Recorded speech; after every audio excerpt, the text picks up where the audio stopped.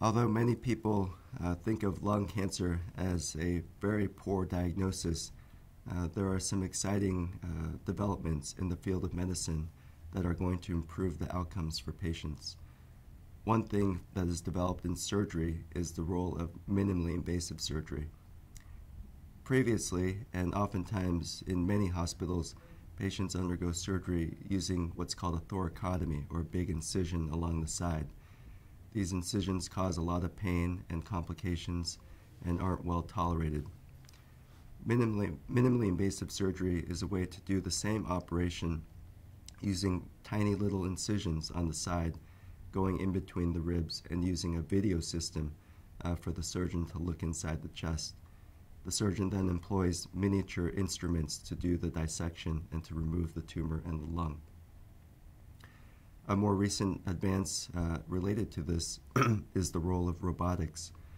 Robotic surgery is a great technologic advance in surgery. Not only does this allow the surgeon to do the operation through tiny little incisions, but the robotic arms are much more precise than these miniature instruments that we've previously used.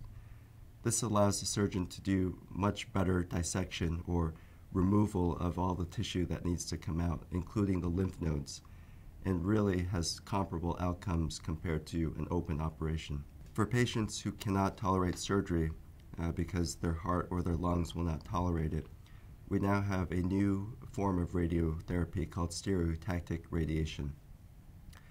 This form of radiation is delivered with a robotic arm that targets the tumor in 3 dimensions, and it's a very precise and potent way of killing the tumor using radiation energy.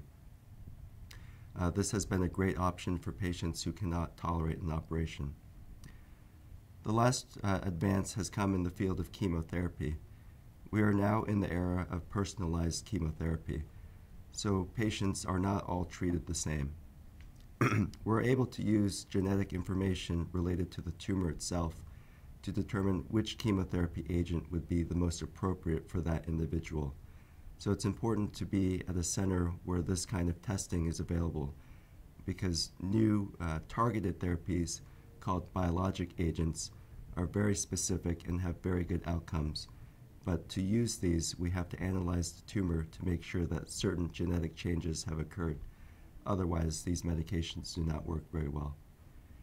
In summary, even though the overall survival of lung cancer has not made great strides in the past several decades, more recently we are very optimistic about these new developments, and these patients who are enjoying these benefits are seeing long-term survival.